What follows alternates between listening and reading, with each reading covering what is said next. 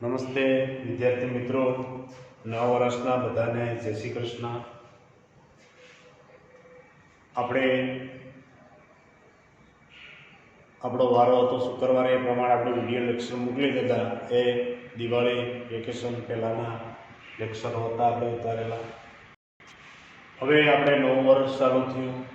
નવા વર્ષમાં આપણે ધોરણ 11 વિષય ભૂગોળ, એમાં આપણે 15મો પાઠ નકશા, અર્થ અને પ્રકારો, નકશાનો જે અર્થ અને પ્રકારો વિશે જે આપણે આગળના લેક્ચરમાં વિદ્યાર્થી મિત્રો ચર્ચા કરેલી, એમાં છેલ્લે આપણે ખાસ જે નકશાના અંગો એના વિશે ચર્ચા કરેલી, એનો પ્રમાણમાપ, નકશાના પ્રમાણમાપ દર્શાવેલી, અલગ અલગ જે પદ્ધતિઓ છે એમાં વિધાન પદ્ધતિ, એકાત્મક પદ્ધતિ અને છેલ્લે આપણે રેખિક પદ્ધતિ છે એની ચર્ચા કરી કે અલગ અલગ પદ્ધતિઓ દ્વારા આપણે નકશાનો ઉપયોગ છે એ કરી શકીએ.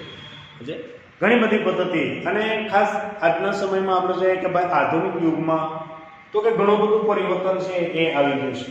કારણ કે આજે યાંત્રિકરણ થઈ ગયું. યાંત્રિકરણને કારણે નકશાઓ છે એનું નિર્માણ તાત્કાલિક આપણે કરી શકીએ, કોઈ પણ ક્ષેત્રે એનો ઉપયોગ છે એ પણ કરી શકીએ. તો ખાસ જે રેખિક માપ પદ્ધતિ છે એમાં આલેખાત્મક માપ પદ્ધતિ જે પદ્ધતિ છે એ પદ્ધતિઓ દ્વારા પણ આપણે નકશાનો ઉપયોગ છે એ કરી શકીએ. તો એની જે આગળ ચર્ચા કરી. હવે જોવાનું છે પ્રક્ષેપ. જે ખાસ તો કે નકશામાં જે પ્રક્ષેપ છે એ પ્રક્ષેપની વાત કરીએ આપણે કે પ્રક્ષેપ છે એ કઈ રીતે તો એનો ઉપયોગ કરી શકીએ. કે પૃથ્વી જોઈએ તો કે ભાઈ પૃથ્વી છે એ પૃથ્વી ગોળાકાર સપાટીને સપાટ માધ્યમ પર ઉતરતા તેના ક્ષેત્રફળ, કે ભાઈ પૃથ્વી કેવી છે તો કે ભાઈ ગોળાકાર છે. પૃથ્વી કેવી છે તો કે ગોળાકાર, અને સપાટીને સપાટ માધ્યમ પર ઉતારતા તેનું જે ક્ષેત્રફળ છે એ ક્ષેત્રફળ, એનું સ્થાન, એનું અંતર, સાપેક્ષ એની જે કઈ દિશા છે, એનો આકાર કે કદમાં કોઈ ખાસ ફેરફાર ન થાય. એનો જે આકાર છે કે એનું કદ છે એમાં કોઈ ખાસ ફેરફાર ન થાય તે માટે તો કે નકશામાં પ્રક્ષેપનો ઉપયોગ કરવામાં આવે. એનો ઉપયોગ કરવામાં આવે છે આ પ્રક્ષેપ છે એ પ્રક્ષેપ કે એનો જે એનું ક્ષેત્રફળ છે કે એનો આકાર છે કે એમાં કોઈ ફેરફાર થાય નહીં, એ માટેનો ઉપયોગ છે એ કરવામાં આવે છે. તો પ્રક્ષેપ એટલે કે પૃથ્વીની ગોળાકાર કે વક્રાકાર સપાટીને કાગળ ઉપર, પૃથ્વીની ગોળાકાર હોય કે વક્રાકાર જે સપાટી છે એને કાગળ ઉપર ઉતારવાનો પ્રયત્ન, કે ભાઈ એને કાગળ ઉપર ઉતારીએ. દાખલા કે આપણે નકશો દોરીએ તો કેમાં દોરીએ? કાગળ ઉપર દોરીએ કે નહીં? આખું ભારત તમે જો એક પાનામાં આપણે સમાવી દઈએ. ભારતનો આખો નકશો લે, એક જ પાનામાં આપણે આખો ભારત છે એ સમાવી દઈએ. એ રીતે સમાવી દઈએ તો એનું ક્ષેત્રફળ કેટલું છે તમે વિચાર કરો. તો એ જ રીતે આપણે અહીંયા સમજાવે છે આ તો કે પ્રક્ષેપમાં. કેમાં સમજાવે છે આપણને? એક પ્રક્ષેપમાં છે એ સમજાવવામાં આવે છે કે પ્રક્ષેપ એટલે કે પૃથ્વીનું જે ગોળાકાર છે એ ગોળાકાર કે વક્રાકાર સપાટી છે એને એક કાગળ ઉપર ઉતારવાની પ્રક્રિયા, એ કાગળ ઉપર ઉતારી શકીએ. તો નકશાના પ્રક્ષેપ કોઈ માધ્યમ ઉપર, નકશાના જે પ્રક્ષેપ છે એ કોઈ પણ માધ્યમ ઉપર તો કે ભૌમિતિક પદ્ધતિથી, કઈ પદ્ધતિથી તો કે ભૌમિતિક પદ્ધતિથી આકારાય છે. ભૌમિતિક પદ્ધતિ દ્વારા કે આજે આપણે ઘણા ચિત્રો દોરીએ ભૌમિતિક પદ્ધતિથી, એ ભૌમિતિક પદ્ધતિથી પણ આકારાય છે. તો ત્રિમિતિ ધરાવતી પૃથ્વી સપાટી પરના વક્રાકાર, કારણ કે પૃથ્વી સપાટી કેવી છે? ત્રિમિતિ છે. કેવી સપાટી છે તો કે ખાસ કરીને ત્રિમિતિ. તો આ રીતે આપણે કે પૃથ્વી સપાટી છે ખાસ કરીને ત્રિમિતિ સપાટી છે. એ ત્રિમિતિ સપાટી છે એ ધરાવતી પૃથ્વીના પર વક્રાકાર અક્ષાંશ વૃત્તો અને રેખાંશ વૃત્તો, અક્ષાંશ વૃત્તો અને રેખાંશ વૃત્તોની જાળને દ્વિમિતિ શું કહેવામાં આવે છે? જે અક્ષાંશ અને રેખાંશ છે એ વૃત્તની જાળને તો કે દ્વિમિતિ ધરાવતા સપાટ કાગળ ઉપર, કેવા કાગળ તો કે સપાટ કાગળ ઉપર ઉતારવા માટે જે પદ્ધતિ વપરાય, એ ઉતારવા માટે આપણે તો કે જે પદ્ધતિ છે એ જે પદ્ધતિ વપરાય તેને આપણે નકશાની શું કહેવાય તો કે પ્રક્ષેપ પદ્ધતિ. શું કહેવામાં આવે છે એને તો કે પ્રક્ષેપ પદ્ધતિ છે એ કહેવામાં આવે કે આ પદ્ધતિનો ઉપયોગ છે એ આપણે કરી શકીએ. તો પ્રક્ષેપ ક્રિયા એટલે તો કે પ્રક્ષેપણ ક્રિયા. પ્રક્ષેપ ક્રિયા એટલે કે પ્રક્ષેપણ ક્રિયા એટલે કે પૃથ્વી વક્રાકાર સપાટીની પૃથ્વી જે વક્રાકાર સપાટીને સમતલ કાગળ ઉપર દર્શાવવાની પદ્ધતિ. કારણ કે કાગળ કેવું છે? સમતલ છે. કાગળ સમતલ છે. એ કાગળ ઉપર જે દર્શાવવાની એક પદ્ધતિ એટલે પ્રક્ષેપ પદ્ધતિ. એને શું કહેવાય છે? એને આપણે તો કે એને પ્રક્ષેપ પદ્ધતિ. શું કહેવામાં આવે છે? પ્રક્ષેપ પદ્ધતિ છે એ કહેવામાં આવે છે. પ્રક્ષેપ ખાસ કરીને આપણે જોઈએ તો કે એ પ્રક્ષેપ પદ્ધતિ છે એ રીતે તો કે એને એક કાગળ ઉપર આપણે એ રીતે દર્શાવીએ. કાગળ ઉપર એ રીતે આપણે દર્શાવી શકીએ. તો અહીં આપણે જોઈએ કે આ ક્રિયા માટે 3 વસ્તુ જરૂરી છે. આ ક્રિયા માટે આપણે 3 વસ્તુ જરૂરી છે. એક તારનો બનેલો પૃથ્વીનો ગોળો, એક તો કે તારનો બનેલો તો કે પૃથ્વીનો ગોળો, બીજું તો કે જેના ઉપર પ્રક્ષેપણ ક્રિયા કરવાની છે, જેના ઉપર આપણે તો કે પ્રક્ષેપણ ક્રિયા છે એ કરવાની છે તે સપાટ તો કે પૃષ્ઠભાગ. એટલે કે સપાટ આ જે પૃષ્ઠભાગ છે કે જેની ઉપર આપણે ક્રિયા કરવાની છે. કાગળ હોય તો કાગળ ઉપર કેમ આપણે ક્રિયા કરીએ? બોર્ડ છે તો એ બોર્ડ ઉપર આપણે ક્રિયા કરીએ, કોઈ લખાણ કરીએ, તો એ રીતે એ સપાટ એ પૃષ્ઠભાગ. અને ત્રીજું આ રીતે કે પ્રકાશ પ્રક્ષેપ એટલે કે પ્રકાશ આપનારી વસ્તુ. પ્રકાશ પ્રક્ષેપ એટલે કે એની ઉપર પ્રકાશ આપનારી વસ્તુ. કોઈ લાઈટ ગોઠવી આપે તો કે શું આપે? પ્રકાશ આપે. શું આપે છે? તો કે પ્રકાશ આપે. એમ પ્રકાશ આપનારી કોઈ પણ વસ્તુ. આ ત્રણેય બાબતોના સંયોજનમાંથી તો કે ત્રણેય બાબતો છે એના સંયોજનમાંથી રચાયેલા પ્રક્ષેપણ અને જરૂરિયાત મુજબ પ્રક્ષેપમાં જળવાયેલા વિશિષ્ટ ગુણધર્મોને આધારે પ્રક્ષેપમાં જે જળવાયેલા વિશિષ્ટ ગુણધર્મોને આધારે પ્રક્ષેપના અનેક પ્રકારો થઈ શકે. પ્રક્ષેપ છે એના તો કે એના ઘણા બધા એવા પ્રકારો છે એ આપણે કરી શકીએ કે એના ગુણધર્મના આધારે કેમ વિભાજન કરીએ, રાજ્યના વિભાજન કરીએ એ પ્રમાણે તો કે ખાસ કરીને આપણે જોઈએ કે આ ત્રણેય બાબતો છે એનું સંયોજન કરવું પડે. શું કરવું પડે? તો કે સંયોજન. અને એ પછી તો કે એ પ્રક્ષેપ પદ્ધતિ પ્રમાણે કઈ પદ્ધતિ? પ્રક્ષેપ અને જરૂરિયાત મુજબ એ પ્રક્ષેપમાં જળવાયેલા વિશિષ્ટ જે ગુણધર્મો છે એને આધારે તો કે પ્રક્ષેપના અનેક પ્રકારો છે આપણે પાડી શકીએ. પછી આવે છે રૂઢ સંજ્ઞા. એના પછી નેક્સ્ટ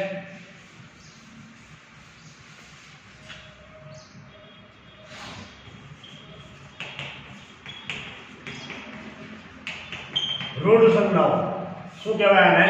તો કે રૂઢ સંજ્ઞાઓ છે એ કહેવામાં આવે છે કે ભાઈ આગળ જે આપણે વાત કરી કોઈ પ્રક્ષેપ કે નકશા દ્વારા એ પ્રમાણે તો કે રૂઢ સંજ્ઞાઓ કે નકશામાં જુદી જુદી અનેક પ્રાકૃતિક અને સાંસ્કૃતિક બાબતો દર્શાવવામાં આવે છે. તમે જો નકશામાં તમે જો કે સામાન્ય આજે 10મા ધોરણમાં કે 12મા ધોરણમાં કે 11મા આપણે નકશા તમે જો પાઠ્યપુસ્તકમાં આપેલા હોય એમાં અલગ અલગ દર્શાવવામાં આવે કે ભાઈ ભારત છે તો ભારતના નકશા તમે જો અભયારણ્યો દર્શાવવામાં આવ્યા હોય, કોઈ કોલસાનું ઉત્પાદન કરતા હોય એ દર્શાવવામાં આવ્યા હોય, કોઈ કૃષિનું એટલે કે ખેતીવાડીનું ઉત્પાદન કરતા હોય એ દર્શાવવામાં આવે. એમ દરેક વસ્તુ દર્શાવવામાં આવે છે. એમાં દરેક વસ્તુ છે એ રીતે તો કે એ દર્શાવવામાં આવે છે. તો આ તો કે એના દ્વારા જ આપણને ખ્યાલ આવે કે આ વસ્તુનું ઉત્પાદન અહીંયા થાય છે. એને શું કહેવાય? તો કે રૂઢ સંજ્ઞા. શું કહેવામાં આવે છે વિદ્યાર્થી મિત્રો? રૂઢ સંજ્ઞા. તો અહીંયા એ જ આપણને કીધું છે કે અહીંયા સાંસ્કૃતિક હોય કે પ્રાકૃતિક હોય. સાંસ્કૃતિક હોય કે પ્રાકૃતિક. દાખલા કે આપણે કે ભાઈ પહાડો છે તો એ બધું પ્રકૃતિમાં આવે. નદીઓ છે તો કે એ પ્રકૃતિમાં આવે. તો એ રીતે દર્શાવવામાં આવે છે કે ભાઈ નદીઓ વહેતી હોય છે, અહીંયા જંગલો જોવા મળે એટલે વૃક્ષો મૂકેલા હોય છે. એ સિવાય તો કે ભાઈ અમુક ત્યાં કોઈ જગ્યાએ એવી રીતે મંદિરો કે મકાનો મૂકેલા હોય તો એ સાંસ્કૃતિક છે. એક શું છે તો કે એ સાંસ્કૃતિક છે કે માનવ સર્જિત જે કંઈ વસ્તુ નિર્માણ કરેલું હોય એને તો કે આપણે શું કહીએ તો કે એને સાંસ્કૃતિક છે એ કહેવામાં આવે છે. તો અહીંયા એ જ બાબતો પર કીધું છે કે પ્રાકૃતિક અને સાંસ્કૃતિક બંને વસ્તુ છે એ આપણે દર્શાવવામાં આવે.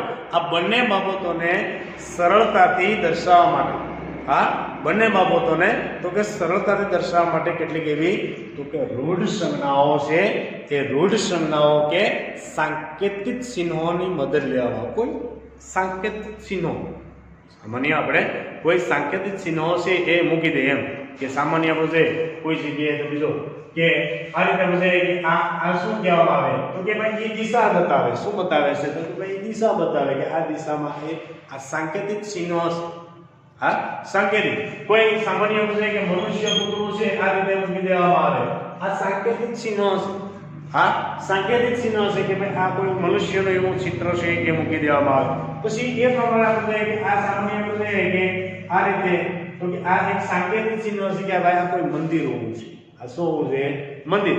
આ બધા સાંકેતિક ચિહ્નો અથવા રૂઢ સંજ્ઞાઓ શું કહેવામાં આવે અથવા તો રૂઢ સંજ્ઞાઓ. અહીં એ જ આપણને કીધું છે કે એવી રૂઢ સંજ્ઞાઓ કે સાંકેતિક ચિહ્નોની મદદ છે એ દર્શાવી શકાય.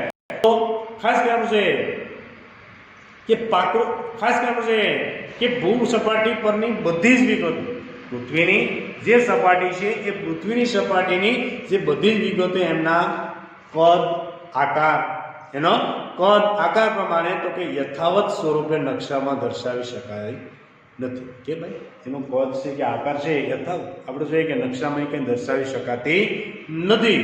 પ્રાકૃતિક બાબતોમાં ખાસ કરવું છે કે ભૂપોષ છે, પછી ભૂમિ સ્વરૂપો છે, જળ પરિવાર છે, પછી કોઈ કુદરતી વનસ્પતિ છે, એની આબોહવા છે, જમીનના પ્રકારો વગેરે બાબતો તો કે ભાઈ રૂઢ સંજ્ઞાઓ દર્શાવી શકીએ.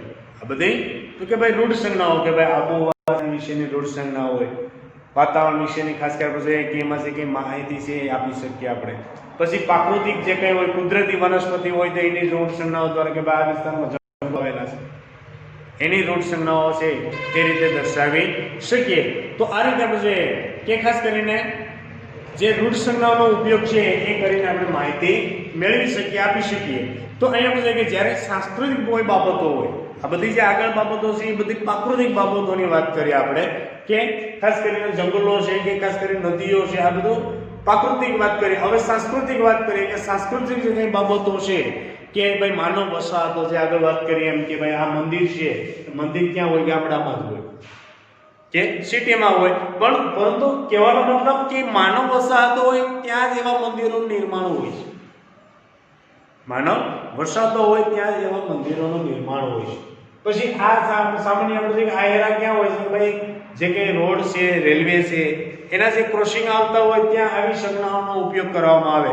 તો આ રીતે આપણે જોઈએ કે દરેક જગ્યાએ અલગ અલગ વસ્તુ હોય એટલે અહીંયા એ જ આપણને કીધું છે કે ખાસ તો કે સાંસ્કૃતિક બાબતોમાં પરિવહન, પછી માનવ વસાહતો, કૃષિ અને સિંચાઈની સુવિધાઓ વગેરે બાબતો દર્શાવવામાં તો કે એના વિવિધ રંગો છે તેમજ સાંકેતિક ચિહ્નોનો ઉપયોગ અલગ અલગ રંગ દ્વારા પણ દર્શાવી શકાય અને એવા સાંકેતિક ચિહ્નો દ્વારા પણ આપણે દર્શાવી શકીએ. એટલે ભારતના ભૂમિ માપન નકશામાં સામાન્ય આપણે કે ભારતનું જે ભૂમિ માપન છે એ નકશામાં તો કે ભૂપૃષ્ઠ દર્શાવવા માટે શું દર્શાવવા માટે તો કે ખાસ તો કે ભૂપૃષ્ઠ છે એ ભૂપૃષ્ઠ દર્શાવવા માટે ખાસ કરીને એનો જમીનનો જે વિસ્તાર છે એ દર્શાવવા માટે તો કે ખાસ કરીને ચમ્મોસ રેખાઓ કઈ રેખાનો ઉપયોગ થાય છે વિદ્યાર્થી મિત્રો તો કે એને ચમ્મોસ રેખાઓ છે એ રંગ સ્તર શું કહેવામાં આવે છે એ ચમ્મોસ રેખા અથવા રંગ સ્તર પદ્ધતિ છે તેમજ ઢાળ દર્શક પદ્ધતિ શું કહેવાય છે એને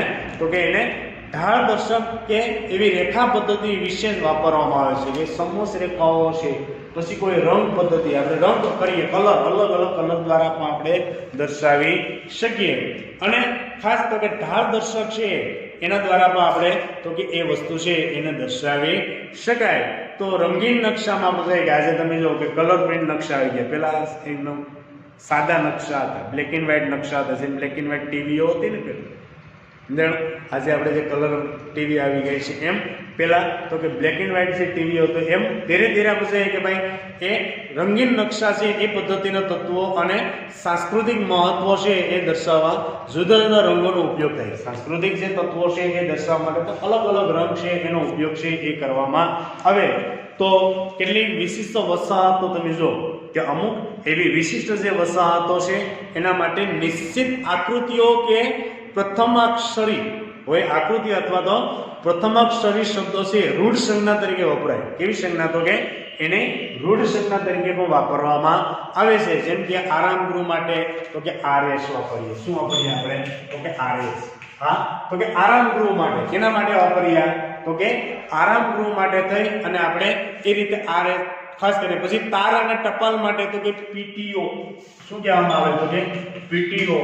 તાર ટપાલ માટે આપણે શું કરીએ? તો કે તાર અને ટપાલ માટેનો ઉપયોગ માટે તો કે એને PTO તરીકે. પછી સર્કિટ હાઉસ માટે CS.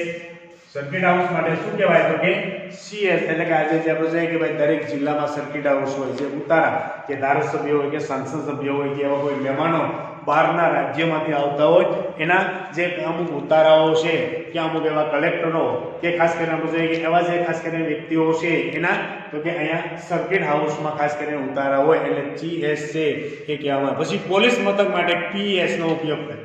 પોલીસ મથક માટે તો કે PS છે કે PS નો ઉપયોગ છે એ કરવામાં આવે વગેરે.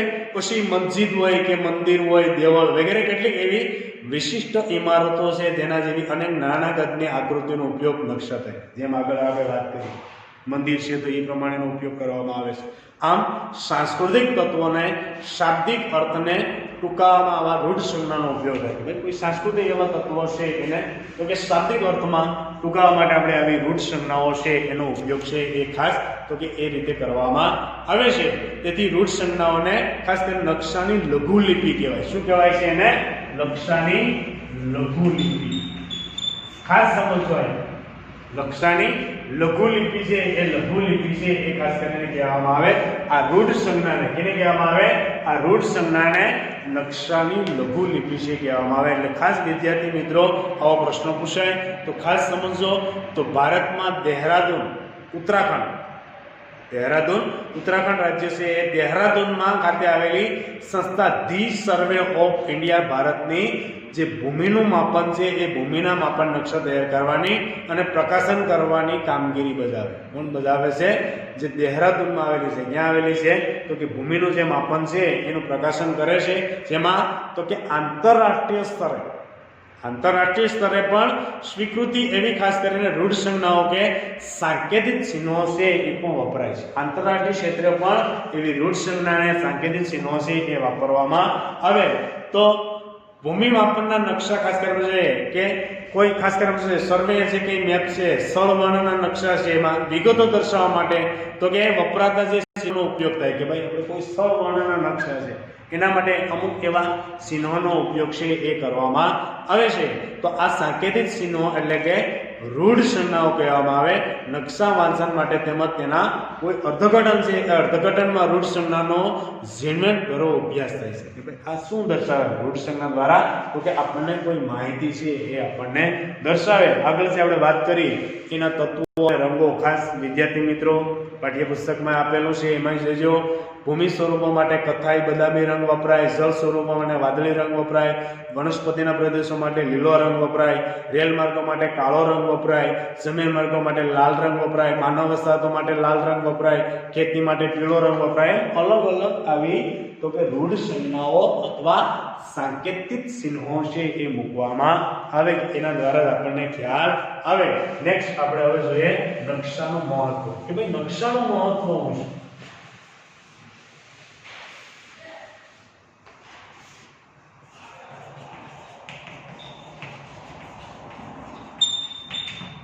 નકશાનું મહત્વ શું છે તો એના વિશે આપણે વિદ્યાર્થી મિત્રો ચર્ચા કરીએ કે ભાઈ આપણે આગળ વાત કરી કે હવે નકશાનું મહત્વ કે ભાઈ પ્રાચીન કાળથી માંડીને આજ સુધીના નકશામાં તો કે માનવ જીવનનું અભિન્ન અંગ છે. માનવ જીવનનો તો કે નકશા છે એ માનવ જીવનનો એક અભિન્ન અંગ છે એ કહેવાય. કારણ કે નકશા દ્વારા જ આપણને વસ્તુનો ખ્યાલ છે એ આવી શકે. એટલે ભૂગોળના અભ્યાસ માટે નકશાનું મહત્વ ઉપકરણ જેવું છે. ભૂગોળના અભ્યાસ માટે નકશો છે એ આપણા માટે તો કે એક ઉપકરણ કહેવામાં આવે કે ઉપરાંત ઇતિહાસ છે, રાજ્યશાસ્ત્ર છે, અર્થશાસ્ત્ર છે, વનસ્પતિશાસ્ત્ર છે, પ્રાચીન શાસ્ત્ર, પ્રાણીશાસ્ત્ર છે, એન્જિનિયરિંગ છે, મિલિટરી વિજ્ઞાન વગેરે અનેક વિજ્ઞાનો કે શાસ્ત્રો છે એમાં અધ્યાપન કાર્યમાં તો કે નકશા છે એ અતિ ઉપયોગી થાય છે। દરેક અધ્યાપન કાર્યમાં તો કે નકશાનો વધારે ઉપયોગ કરવામાં આવે કે આ વિષયને લગતી માહિતીનું પ્રાદેશિક જે વિતરણ છે એના વિશ્વના સંદર્ભમાં તો કે અર્થઘટન કરવા માટે ખાસ કરીને નકશો છે એ આપણને સહાયક બને। એક પ્રદેશનું અર્થઘટન કરવા માટે ગુજરાત છે તો ગુજરાતનું અર્થઘટન કરવું, ગુજરાતની બાજુમાં ઉપર રાજસ્થાન છે તો એનું અર્થઘટન કરવું, એની માહિતી આપવા માટે નકશો છે એ ઘણો બધો ઉપયોગી થાય। અને મિલિટરી માટે ખાસ કરીને છે કે આપણે આર્મી માટે નકશો છે એ ઘણો બધો મહત્વનો સાબિત થાય છે। તો અહીંયા આપણે છે કે ખાસ તો કે નકશા સામાન્ય અને સાર્વત્રિક ઉપયોગ હોય છે। નકશાનો સામાન્ય ઉપયોગ થાય, સર્વ બધીમાં ઉપયોગ થતો હોય છે।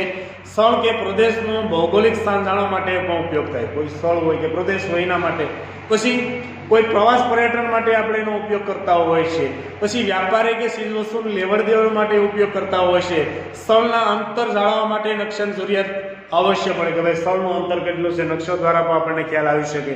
પછી પોતાના સ્થળની જે ખાસ કરીને છે કે વિશિષ્ટ સ્થળ કેટલાક એવા ખાસ કરીને છે કે અંતરે આવેલા છે, અમુક જે નિર્દિષ્ટ સ્થળ કે ભાઈ અમુક કેટલા અંતરે આવેલા છે એ પણ નકશા દ્વારા આપણને ખ્યાલ આવી શકે। અને ત્યાં પહોંચવા કેટલો સમય લાગશે તે અગાઉથી માહિતી તો કે આપણને નકશાથી જ આપણને પ્રાપ્ત થાય છે। આ બધી માહિતી નકશાથી જ આપણને પ્રાપ્ત થાય। એટલે પર્યટન સહેલાણીઓ તેમજ વ્યાપારીઓને તો કે નકશા છે એ ભૌમ્યની ગરજ સારે, કેવાની ગરજ સારે છે તો કે ભૌમ્યની। કારણ કે આપણે ભૌમ્ય દાખલા કે કોઈ પણ જગ્યાએ તમે જાઓ, પ્રવાસ પર્યટનમાં જાઓ, કોઈ જગ્યાએ જાઓ તો આપણે ભૌમ્યની જરૂર પડે। કેની જરૂર પડે છે? ભૌમ્યની। કારણ કે ભૌમ્ય દ્વારા આપણને માહિતી આપે। ભૌમ્ય એટલે સમજાય ને કે જે એક કોઈ ગાઈડ્સ હોય એ આપણને માહિતી આપે એને ભૌમ્ય કહેવાય। ભૌમ્ય એટલે કે ત્યાંનો કોઈ સ્થાનિક હોય એને ભૌમ્ય કહેવામાં આવે છે। તો આ રીતે નકશો હોય તો આપણે ભૌમ્યની કોઈ જરૂર છે એ પડતી નથી। નકશા દ્વારા જ આપણને બધી માહિતી છે એ મળી જાય। એટલે નાવિકો છે, વિમાન ચાલકો, વ્યવસ્થાપન સાથે સંકળાયેલા છે વ્યવસ્થાપકો, લશ્કરી અધિકારીઓ, સૈનિકો માટે પણ નકશા છે એ ઉપયોગી થાય છે। જે આપણે જોઈએ કે ભાઈ વિમાન ચાલકો માટે નકશા જોઈએ, કારણ કે નકશા વગર એમને બી સીધું ઉડીને હોય નથી।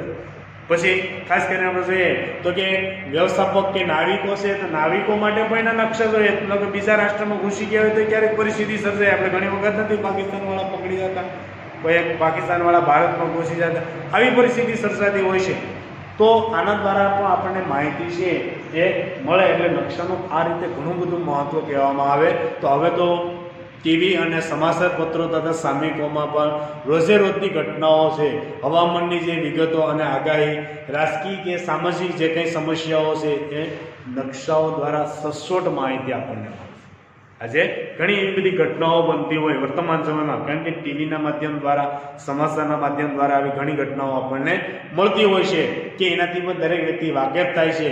તો રાષ્ટ્રીય કે સંસ્થાગત આયોજન, વસાહતનું નવું આયોજન કે વિસ્તરણ કરવું હોય તો પણ નકશાની જરૂર પડે। કોઈ રાષ્ટ્રીય જે સંસ્થાગત છે કે કોઈ નવી વસાહત ઊભી કરવી હોય તો પણ તો કે ખાસ કરીને નકશાનો ઉપયોગ છે એ કરવામાં આવે। આજે તમે જો નવા જે પ્લોટિંગ પડ્યા હોય તો એમાં છેલ્લા નકશા પડે, શું પડે છે તો કે સીધા નકશા પ્લોટિંગ પડે એટલે નકશા બનાવવામાં આવે। તો આ પ્રમાણે ઘણી બધી માહિતી આપણને મળે। એટલે નકશાની સૌને જરૂર પડે, નકશાની દરેકને જરૂર પડે। એટલે આધુનિક સંશોધન યુગમાં તો કે નકશા એ સમુદ્ર સંશોધકો કે અવકાશી સંશોધકો તેમજ નવા નવા ભૂમિ પ્રદેશોના સંશોધકોને એક આશીર્વાદરૂપ કહેવામાં આવે કે ભાઈ આપણે કોઈ પણ જગ્યાએ સમુદ્રમાં સંશોધન કરવું હોય, કોઈ પેટ્રોલનું ખનિજોનું સંશોધન કરવું હોય તો પણ મહત્વના છે। પછી અવકાશમાં સંશોધન કરવું હોય તો પણ નકશા મહત્વના છે। અવકાશમાં કોઈ સંશોધન કરવું હોય કે કોઈ ભૂમિ ઉપર સંશોધન કરવું હોય કે ખનિજો મેળવવા માટે તો પણ નકશા છે મહત્વના છે। એટલે વર્તમાનમાં નકશો છે એ ઘણો બધો ઉપયોગ છે એ ખાસ કરીને આપણે જોઈએ કે ઉપયોગ ન કરતો હોય તેવું એક પણ ક્ષેત્ર ભાગ્યે જ જોવા મળે। કારણ કે દરેક ક્ષેત્રે તો કે આ નકશાનું મહત્વ છે, દરેક ક્ષેત્રે આ નકશાનો ઉપયોગ કરવામાં આવે। કારણ કે દરેક ક્ષેત્રે આપણને તો કે આ નકશા છે એ આપણને માહિતી આપે છે કે એના દ્વારા જ આપણે કોઈ પણ ક્ષેત્રે પ્રવાસ પર્યટન કોઈ પણ ક્ષેત્રે માહિતી છે એ આપણને મળે। તો વિદ્યાર્થી મિત્રો આપણે 15મો પાઠ પૂર્ણ કરીએ। સ્વાધ્યાયમાં ખાસ ટીક કરી લેજો. સ્વાધ્યાયમાં તમારો છોકરો છે એ આપણે જેમ બનાવતા આગળ એ રીતે જ બનાવવાનો. નિશ્ચયના પ્રશ્નોમાં સવિસ્તારમાં પહેલો પ્રશ્ન છે નકશાના પ્રકાર વિશે માહિતી આપો. બીજો પ્રશ્ન પ્રમાણ માપ એટલે શું, તેની જરૂરિયાત સમજાવો. પહેલો બીજો બે પ્રશ્ન. પછી એના પછી નેક્સ્ટ બીજો પ્રશ્ન છે નિશ્ચયના પ્રશ્નો મુદ્દાસર ઉત્તર લખો. એમાં આલેખાત્મક માપપટ્ટી છે એ સમજાવો. ત્રીજો પ્રશ્ન નિશ્ચયના પ્રશ્ન સંક્ષેપમાં ઉત્તર આપો. એમાં બીજો પ્રશ્ન છે પ્રક્ષેપ ક્રિયા માટે કઈ કઈ બાબતો જરૂરી છે અને નકશાના મુખ્ય અંગો ક્યાં ક્યાં છે એ બે પ્રશ્નો એમાંથી એક બે વાક્યમાં છે. સાથે સાત પ્રશ્ન અને વિકલ્પો છે એ ત્રણ વિકલ્પો છે એ લખી લાવવાના અને જ્યારે સ્કૂલ ખોલે ત્યારે છોકરો બતાવવાનો. Okay, thank you.